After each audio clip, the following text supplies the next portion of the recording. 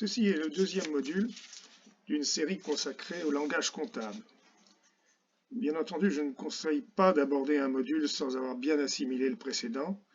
Une seconde visualisation peut être nécessaire pour s'en imprégner correctement.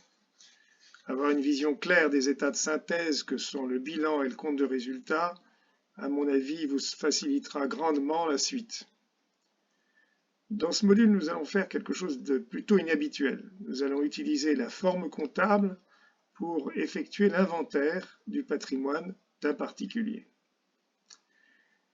Le fonctionnement d'une entreprise n'est pas forcément familier à tout le monde. Par contre, un particulier, une personne privée, un adulte tout au moins, est forcément familiarisé avec ce qui fait sa vie de tous les jours. Il est tout de même à noter que c'est ce que font, sous un format vulgarisé, des petits logiciels de tenue de compte privés, comme par exemple Money de Microsoft, qui n'est plus mis à jour malheureusement, mais dont une version en anglais compatible au moins avec Windows 10 est toujours accessible. C'est celui que j'utilise pour mes comptes privés. Je le préfère à tous les autres. Nous avons vu que le bilan se présentait sous la forme d'une liste dans les pays anglo-saxons, mais sous la forme de 2 colonnes, comme ceci, dans les pays européens, hors Grande-Bretagne bien entendu.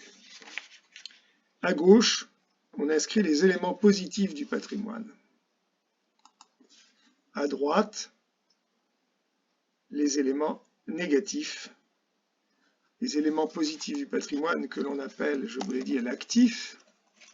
Là, ça ne veut pas se venir au bon endroit. Et les éléments négatifs plus le patrimoine que l'on appelle le passif. Ces termes d'actifs et passifs sont malheureusement très impropres et trompeurs, comme nous l'avons dit, mais ils s'appellent comme ça, on est bien obligé de passer par là. À gauche, donc, dans l'actif, les éléments positifs, ce sont les biens et les créances. À droite, dans le passif, à part le patrimoine, qui est la résultante de tout ça, les éléments négatifs que sont les dettes. S'il s'agit d'inventorier un patrimoine, on le fait forcément à une date précise. Dans la vie des comptables, la date, c'est quelque chose d'essentiel. Le lendemain, il pourra ne plus être le même. L'inventaire du patrimoine, c'est une photo, un instantané. Lorsqu'on l'établit, c'est souvent après cette date. On ne fait pas un bilan le 31 décembre, on le fait en janvier, février, mars. Il faut donc faire l'effort de se replacer à cette date, c'est-à-dire de revenir en arrière dans le temps. C'est une des difficultés des comptables. Il faut garder des traces de ce qui existe au 31 décembre. On ne fait pas un inventaire physique 15 jours après la date. Nous sommes donc devant cette feuille blanche. Il nous faut inventer ce qu'on va mettre dans ce patrimoine. Quelle est la première rubrique à laquelle vous pensez? Moi, je pense d'abord à ce que j'ai sur mon compte bancaire. Voilà, BNP. C'est pas la BNP d'ailleurs, mon compte bancaire, mais peu importe. Je mets 1100 €. Dans la même veine, je peux penser à ce que j'ai dans mon porte-monnaie. 200 €. Il faut bien que j'habite quelque part. Je suis peut-être locataire. Dans ce cas, mon logement ne figurera pas dans le patrimoine. Mais on va dire que je suis propriétaire, pour les besoins de la cause, propriétaire d'une maison. Une maison que j'ai achetée 130 000 €. Et pour l'acheter, malheureusement, je n'ai pas pu payer comptant. Personne ne paye comptant sa maison en général. J'ai pris un crédit. C'est une dette. Donc je vais inscrire cette dette au 31 décembre 2022. Il reste à rembourser sur ce crédit 90 000 €. Ça vient se déduire de mon patrimoine, bien sûr. Et le montant du patrimoine se calcule tout seul, bien sûr, je suis sur Excel. Mettons quand même une seconde pour justement revenir sur cet achat immobilier et vous montrer que l'acquisition de la maison ne va rien changer du montant de mon patrimoine. Vous allez me dire, c'est peut-être une évidence, je ne sais pas. Pour certains, ça ne l'est pas. J'ai acheté ma maison, mettons, alors vous voyez qu'ici, mon patrimoine est composé juste de placements bancaires de 25 000 euros, j'ai que ça. Supposons, pour simplifier, que je n'ai que ça. J'achète ma maison, 130 000 euros. Je souscris un emprunt, 110 000 euros. Au début, on va supposer que c'était 110 000 euros. Ce qui veut dire, bien entendu, qu'il a fallu que je finance 20 000 euros par les placements bancaires. Ce qui veut dire qu'il me reste que 5 000 euros. Eh bien, vous voyez qu'évidemment, le patrimoine n'a pas changé. Il est toujours de 25 000 euros, mais il est simplement composé différemment. Au lieu d'avoir 25 000 euros en placement bancaire, j'ai une maison, moins un emprunt, plus des placements bancaires. Voilà.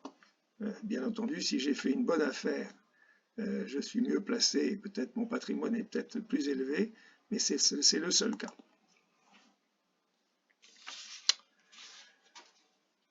Reprenons l'inventaire de notre patrimoine. Nous avons, comme beaucoup de gens, une voiture, une automobile. Cette automobile figure pour 5 100 euros au 31 décembre 2022. On verra ce que sont ces 5 100 euros.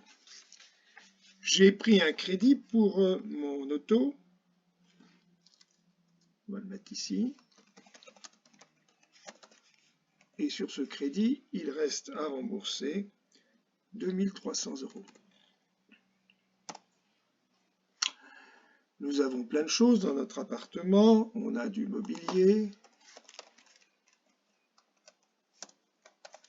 On a de l'électroménager. Enfin, il y a tout ce qu'il y a dans l'appartement, enfin la maison plutôt. J'en ai mis pour 25 400 euros. Bon, elle est bien équipée. Nous avons aussi quelques économies.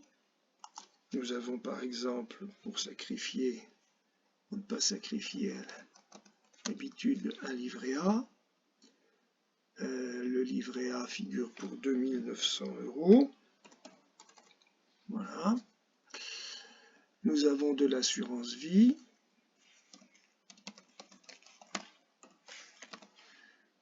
Il y en a au 31 décembre 2022 pour 3 000 euros. C'est l'évaluation au 31 décembre 2022, hein, j'insiste bien.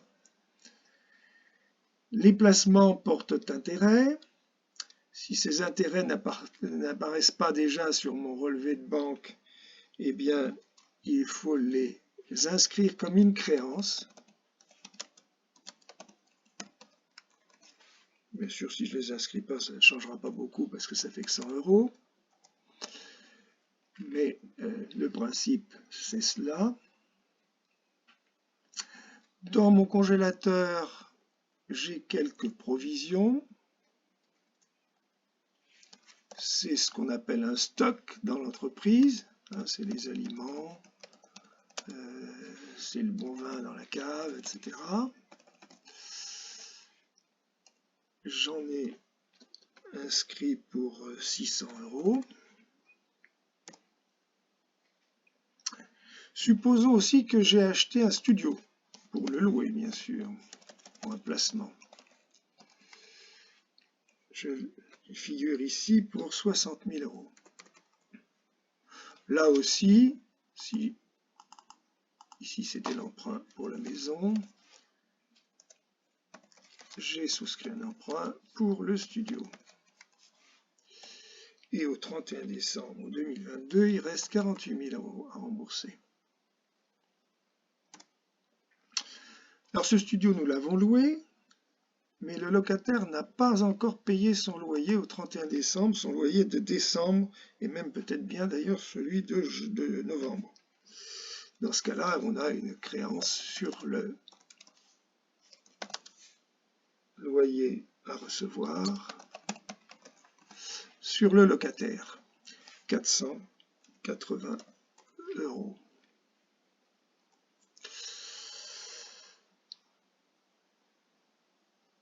Le locataire nous a versé un dépôt de garantie, vous savez, un mois de loyer d'avance.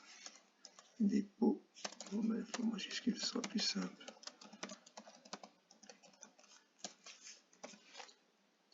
Il nous a versé 900 €. Bon, il y a peut-être une incohérence entre le loyer à recevoir et le dépôt de garantie en montant, mais enfin bon, vous m'en voudrez pas. Un montant que nous devrons bien entendu lui rembourser quand il partira, s'il nous laisse le studio en bon état. C'est donc bien une dette à relativement long terme s'il reste un certain temps. En sens inverse, nous sommes locataires d'un box. Alors bien sûr, le box ne se voit pas, mais par contre, ce qui se voit à l'actif, c'est le dépôt de garantie que j'ai versé au titre de ce box, qui est de 150 €. Soit dit en passant, le terme dépôt de garantie ne doit pas être confondu, malheureusement tous les professionnels le font, avec le mot caution. Pourtant, effectivement, on verse une caution. Non, on ne verse pas une caution. Une caution, c'est une personne qui se porte garant pour une autre personne. La caution, c'est votre papa quand il se porte caution pour vous lorsque vous louez un studio. Vous êtes étudiant, si vous êtes étudiant. Nous avons par contre payé notre loyer de box, donc par conséquent, nous ne trouvons pas au passif du bilan, nous ne trouvons pas dans les dettes, aucune dette vis-à-vis de notre loueur. Nous sommes salariés et nous avons droit à un 13e mois qui est payé non pas avec le mois de décembre comme ça arrive, mais avec la paye de janvier. Donc, ça veut dire que nous avons, au 31 décembre 2022, une créance sur notre employeur, une créance liée au 13e mois. J'inscris 1 900 € de créance à cet égard.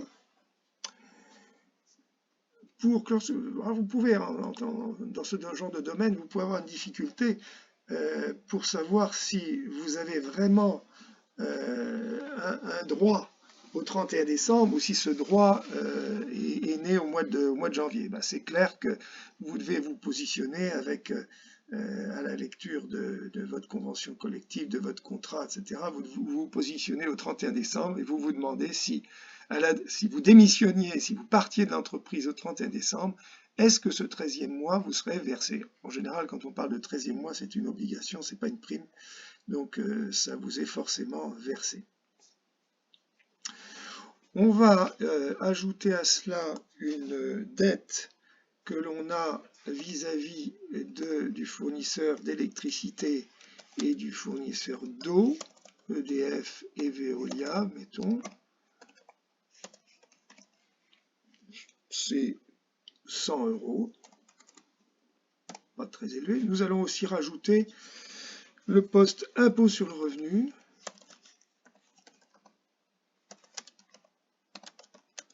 L'impôt sur le revenu, le CSG, etc.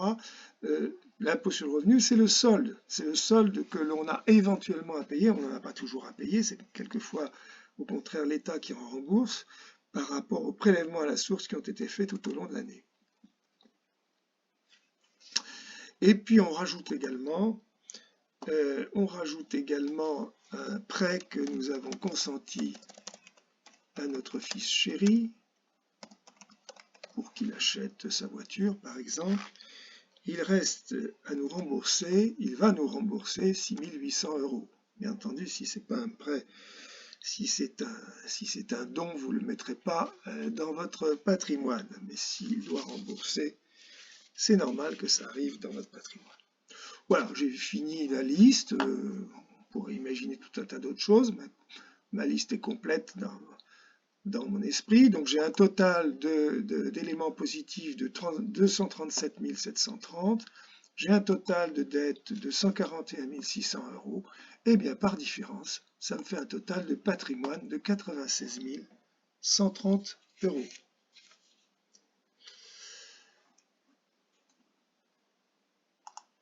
Vous pouvez noter que j'ai inscrit les postes à l'actif, d'ailleurs au passif aussi, dans un certain ordre. Effectivement, à l'actif, disons que vous pouvez simplifier votre vision en disant que c'est à peu près dans l'ordre de liquidité croissante. Bien que cet ordre de liquidité ne soit pas le critère prépondérant, on voit quand même que c'est le cas. Tout en bas, j'ai des espèces, c'est ce qu'il y a de plus liquide. Le terme liquide, ça signifie très vite disponible pour un autre emploi. Les espèces, bien sûr, c'est ce qu'il y a de plus disponible. La banque, c'est à peine un peu moins disponible. Avec la carte bancaire, ça va très vite. Et tout à fait en haut, j'ai la maison et le studio, qui évidemment ne sont pas bien liquides. Ça va me prendre au moins 3 mois en étant optimiste, après la mise en vente, pour obtenir de l'argent sur mon compte bancaire.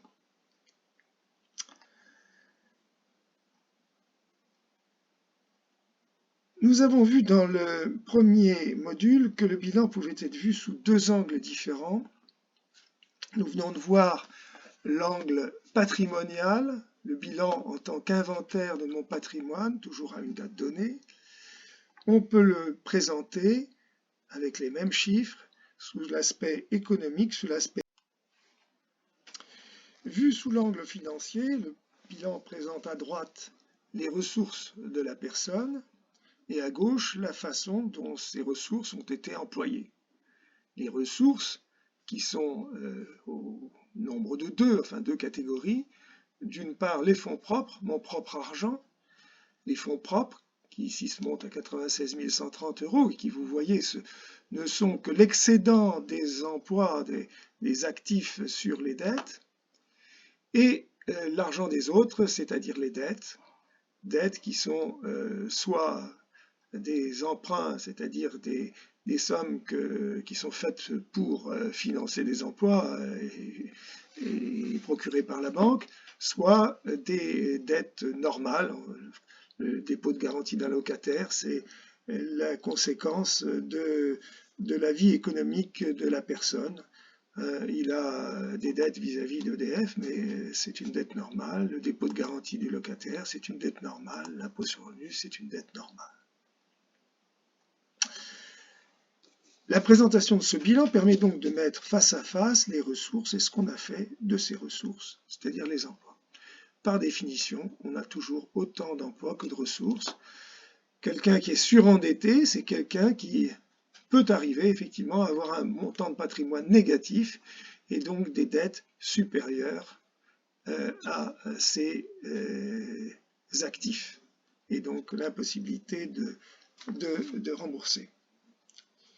Mais quelle que soit cette interprétation de cette information, est-elle suffisante pour comprendre la vie économique du propriétaire de ce patrimoine? On sait seulement ici qu'il a un patrimoine de 96 130 €, point final. Y a-t-il pas une information qui serait nécessaire pour appréhender non seulement cette situation figée, le patrimoine à une date donnée, mais aussi son évolution? A-t-il augmenté en 2022 ou a-t-il diminué?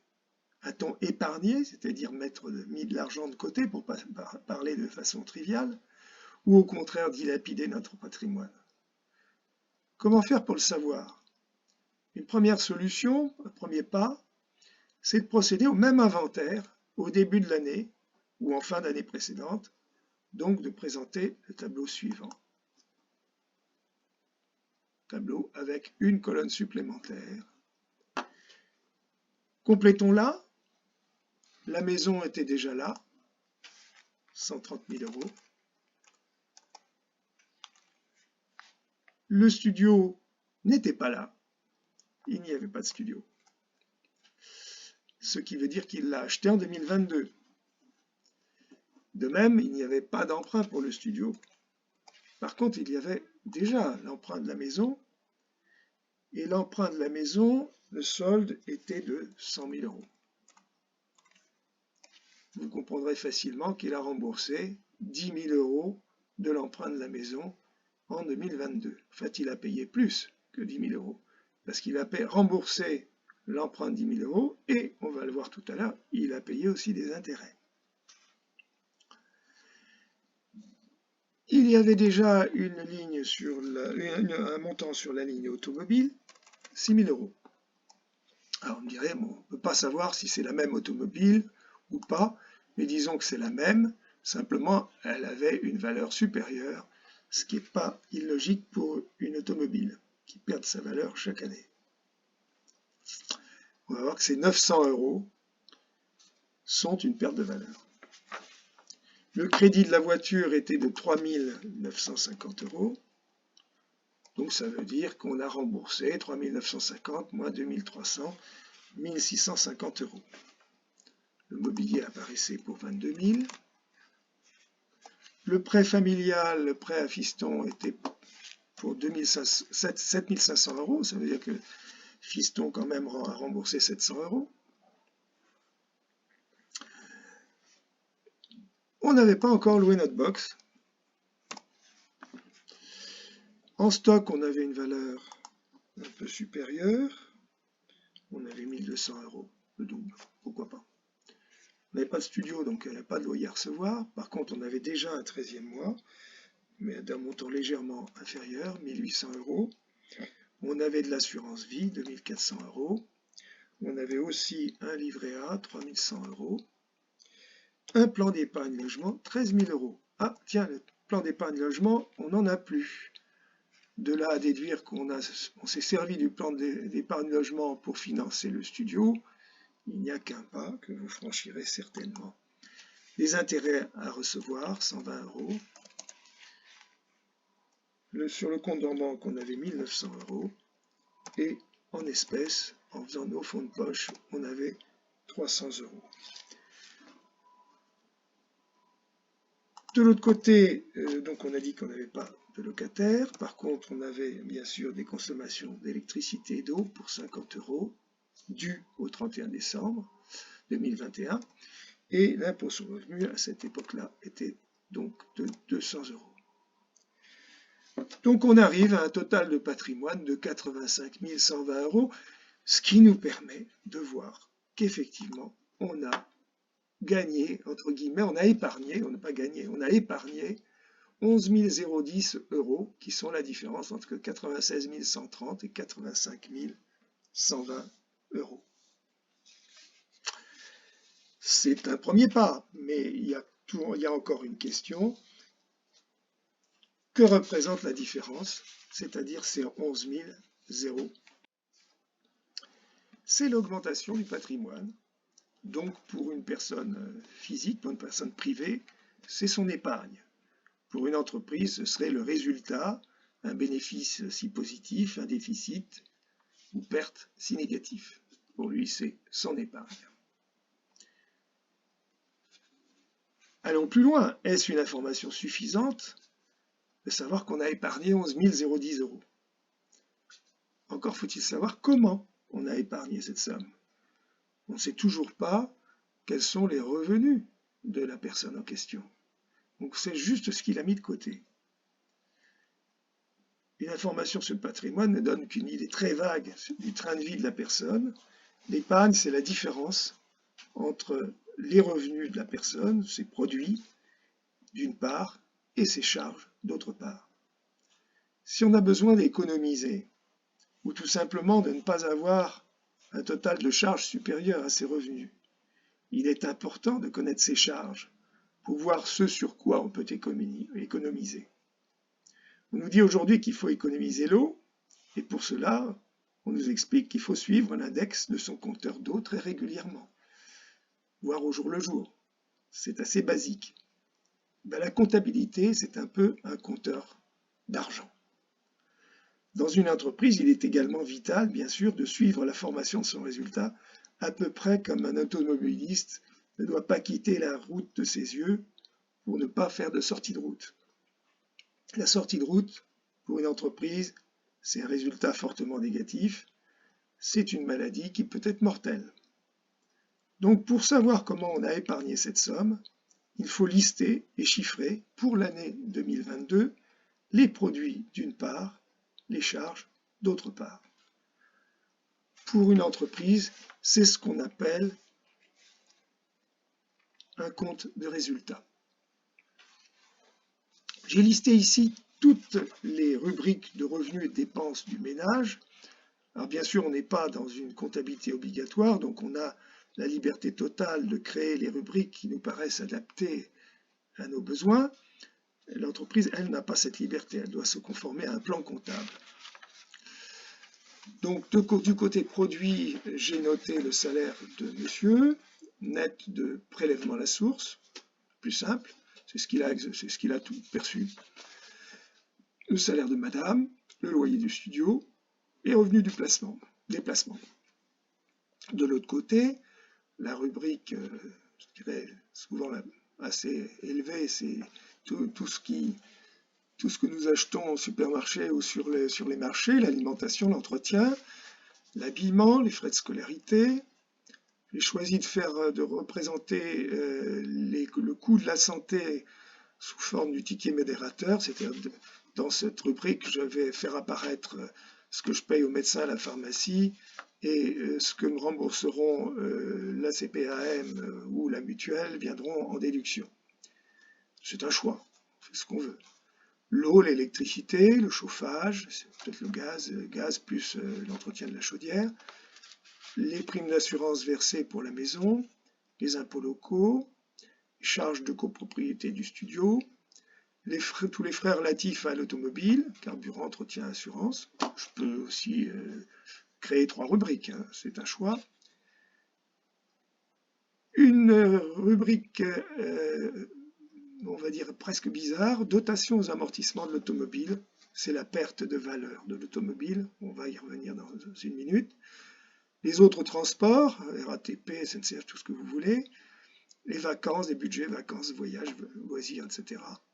Les intérêts d'emprunt, puisqu'on a des emprunts, il y a des intérêts d'emprunt.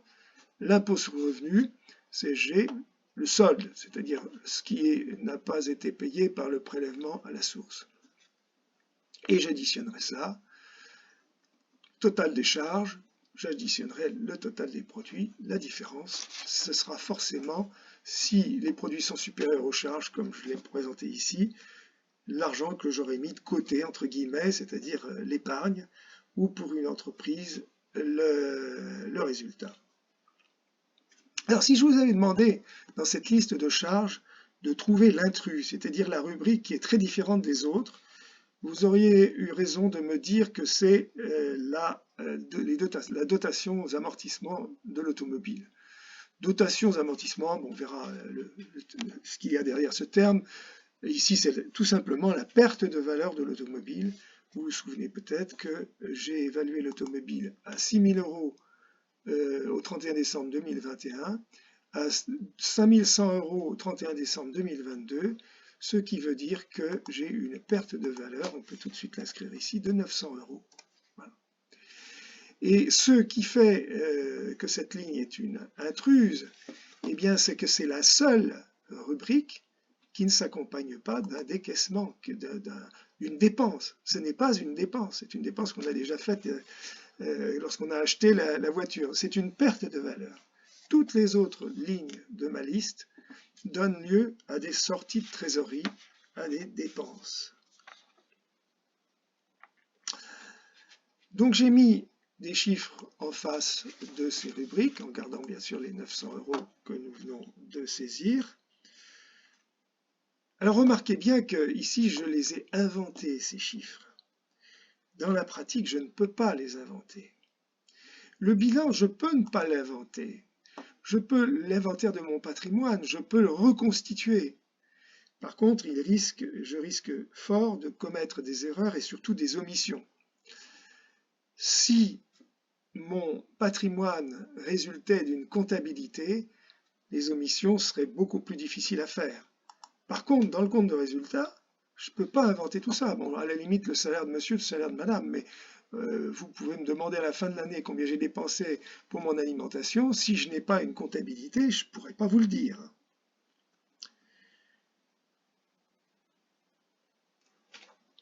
Par conséquent, effectivement, il faudra une comptabilité pour le savoir. Bon, ici, j'ai donc mis des chiffres. Globalement, ces chiffres ne vont pas donner lieu à une surprise. J'arrive évidemment à mes 11 010 € 11 010 euros d'excédent qui représente l'épargne et que j'ai déjà vu dans mon bilan. Examinons maintenant les deux tableaux que nous venons d'établir, l'un au-dessous de l'autre, le bilan, le compte de résultat. D'abord, ce qui apparaît plus clairement, c'est cette correspondance entre l'épargne qui apparaît, ou le résultat qui apparaît dans le bilan, et le compte de résultat qui n'en est que l'éclatement, quelque part. C'est le sens de ma petite loupe. On clique sur les 11 010 et pouf, apparaissent toutes les rubriques du compte de résultat. Le bilan, on l'établit à une date donnée. C'est une photo à la date du 31 décembre 2022 ou du 31 décembre 2021. Le compte de résultat, il est établi pour une période donnée qui va de la date du précédent bilan jusqu'à la date du bilan actuel, en général une année.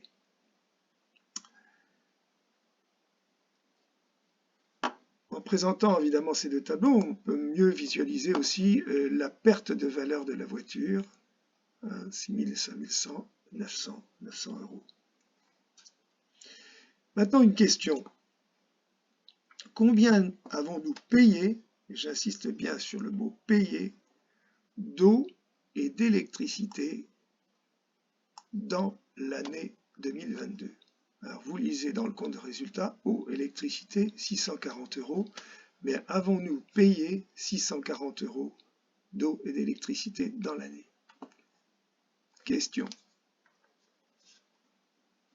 Eh bien non, parce que à la fin de l'année, il reste une somme à payer à EDF et à Veolia de 100 euros au 31 décembre 2022 et de 50 euros au 31 décembre 2021.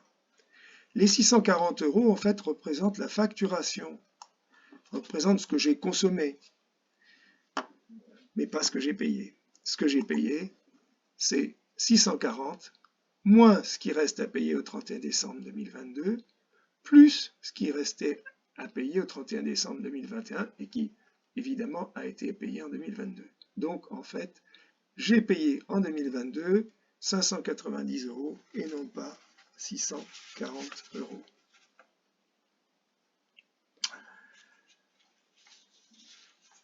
Bien sûr, on peut poser la même question pour toutes les autres rubriques, pour d'autres rubriques. Par exemple, combien a-t-on encaissé de loyers du studio dans l'année?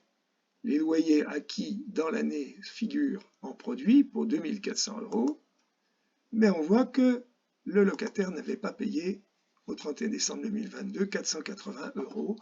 Donc on n'en a encaissé que 2400 moins 480 égale 1920. Combien a-t-on encaissé de salaire dans l'année? Même démarche. Les salaires acquis ont été de 21 900 plus 24 700, mais il y avait les histoires de 13e mois. Par conséquent, de ces sommes-là se retranchent les 1900 euros acquis en 2022, mais seulement encaissés en 2023. Et par contre, ceux qui figuraient comme 13e mois à fin 2021, encaissés en 2022 pour 2800, donc s'ajoute. Globalement, on aura donc encaissé 46 500. On peut aussi faire le calcul qui est vite fait. Comment a-t-on payé le solde d'impôt? Combien a-t-on payé de solde d'impôt dans l'année? La charge de l'année, 300 euros. Mais vous vous rappelez que l'impôt sur le revenu est payé l'année suivante. C'est le solde après prélèvement à la source. Donc ces 300 n'ont pas été payés. Et par contre, ce qu'on a payé en 2022, c'est l'impôt sur le revenu de 2021. Par conséquent, 200 euros. Payé dans l'année 200 euros, alors que la charge de l'année était de 300 euros. Donc vous voyez que le compte de résultat n'enregistre pas seulement des variations de trésorerie. Il y a deux aspects. D'une part, il enregistre les produits acquis et les charges consommées, et non pas forcément les produits encaissés et les charges décaissées. Et on a vu aussi qu'il enregistrait des pertes de valeur, la perte de valeur de l'automobile, charge calculée.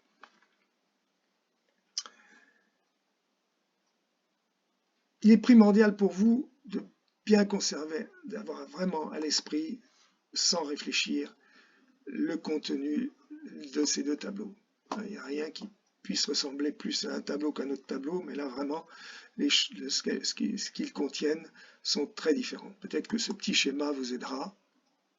Le temps, ici vous avez la courbe du temps qui passe.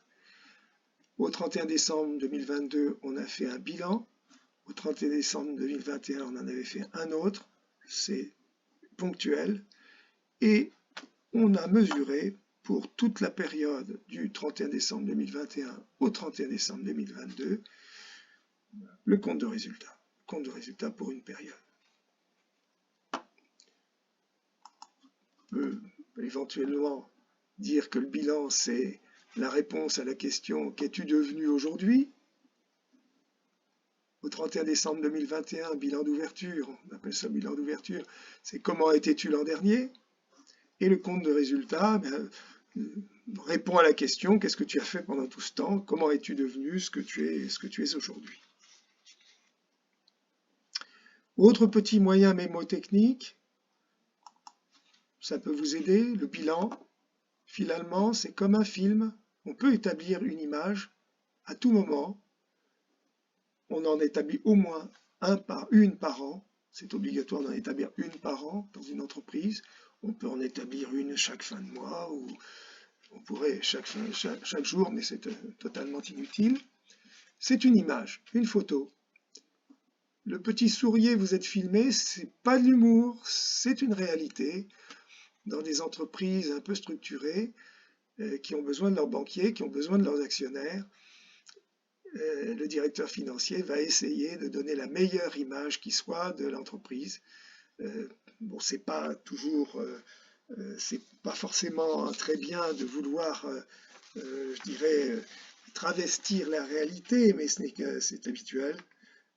C'est vous-même, quand vous vous présentez devant un photomaton pour faire une photo pour votre future carte d'identité, vous essayez de ne pas avoir faire une grimace, quoi, si vous voulez. Donc le trésorier, le financier va essayer de faire la même chose. Quelquefois c'est très simple, il suffit, pour ne pas avoir une trésorerie négative le 31 décembre, si on doit payer quelqu'un le 31 décembre, on va essayer de le payer que le 2 janvier, et ça va améliorer le solde du compte bancaire, tout bêtement. C'est un truc tout bête, il y a des choses beaucoup plus complexes. Le compte de résultat, lui, c'est comme un compteur kilométrique partiel. Tous les comptes, toutes les rubriques du compte de résultat sont remises à zéro en début d'année. C'est comme des compteurs kilométriques partiels que l'on remet à zéro au début du voyage et que l'on lit à la fin du voyage.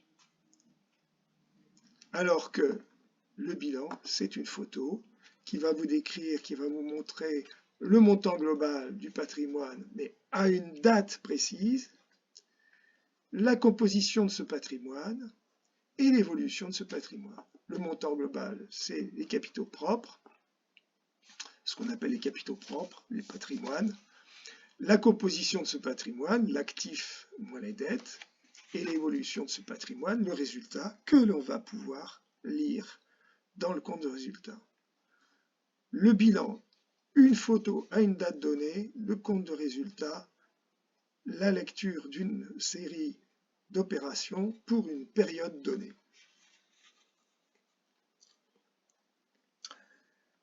Nous allons en rester là pour ce deuxième module. Je considère que ces deux premiers modules sont quand même essentiels pour la compréhension de la suite. Il est bien plus efficace de s'imprégner de ces notions avant de foncer tête baissée dans la pratique. Dans le prochain module, nous entrerons évidemment dans le domaine de l'entreprise.